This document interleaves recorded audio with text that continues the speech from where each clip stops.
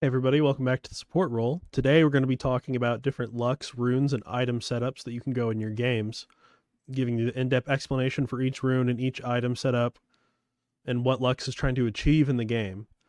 So as Lux support, a lot of your main strengths are the prio you can provide, solo kills, getting first turret with a Caitlyn, being able to move first to the crab, being able to move first to the dragon, etc.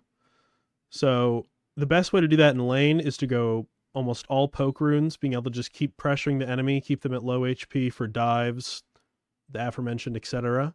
The best way to do that is to go Comet as your E, basically makes the Comet undodgeable, mana flow for the sustain, absolute focus because Lux has incredible AP ratios that just keep getting buffed. Scorch, cheap shot, as the slow on your E will proc it when you press it again. Relentless Hunter for the move speed around the map. Could also maybe squeeze in Treasure Hunter some games. Ultimate Hunter isn't really worth it on Lux because when you get later in the game, it's only going to take about 4 to 6 seconds off your ultimate, which really isn't worth it. As for the shards, we got double adaptive and flat health for the early bot trades.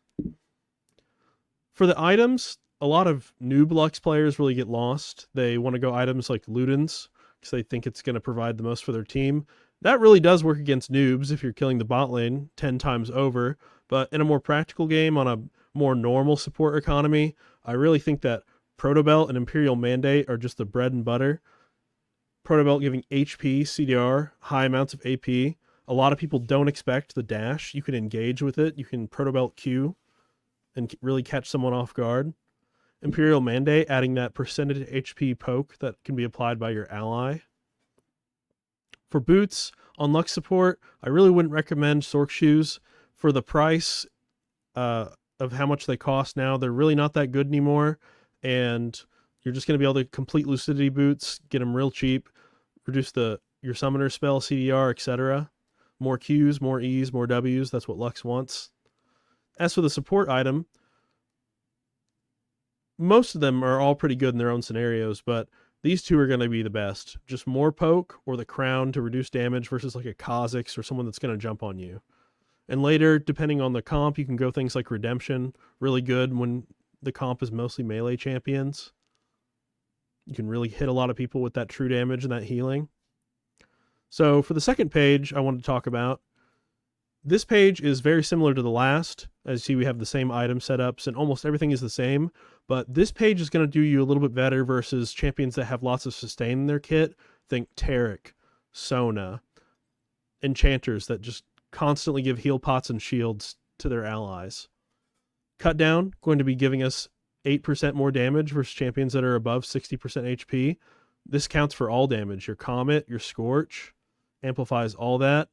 And then Presence of Mind, when the enemy runs out of pots and you're just keeping them in lane under their tower and they're able to shield and heal, having double mana runes is really just going to let you stay in lane and keep pressuring them. So now we're going to get into more a bit off meta / situational picks. Helia has been buffed this season, getting a full rework to be more like the old Chalice. Incredible item. Helia can be procced with Redemption, Lux's W, Summoner Heal, etc. So if you're really going this more Enchanter Lux, I would suggest going a page like this with Font of Life and Revitalize to really amplify those heals even more, as well as something like Slay to give your ally bonus health and move speed, or even Dream Bubble is pretty good with an 8-second cooldown. For the runes, you still just want to go these flat shards for the pressure and the early HP. And then here we have a little bit more of a niche setup. This is a setup when you've blind picked Lux into a bad team comp. Let's say they have multiple champions like these ones here at the bottom. Champions that are just going to one-pop you and you'll be useless. Rengar, Kha'Zix, Zed, Malphite, Riven, Katarina, Kayn, Nocturne. You get the idea. What this page does for you by going Cosmic Insight and rushing boots early will give you the highest uptime on your exhaust. So almost every time you fight, you'll have exhaust to exhaust one of these main champions when they go to all in you. As you can see, having both of these takes about almost 40 seconds off your exhaust cooldown, so you'll pretty much have it every fight. You can also opt into more defensive options just to be like more of an engaged support or like a backline peel champion. Locket, Frozen Heart, Nice Vow just make you harder to kill and more annoying. A lot of times versus these champions, it's better to build items like this than build damage. Denying them gold if you're their target when they go in is just going to make them so much weaker than you dealing an extra 100 damage to them. And then for these runes, if you're in against a bad matchup, you can take cookies. Hex Slash is also a very underrated option on Lux. There's a lot of river plays and mid roams you can make where Hex Slash can be very advantageous, get you some roaming kills. But that's about all for this video. I might end up redoing it. Leave a comment what you think, your thoughts, what else you think I'm missing in this video.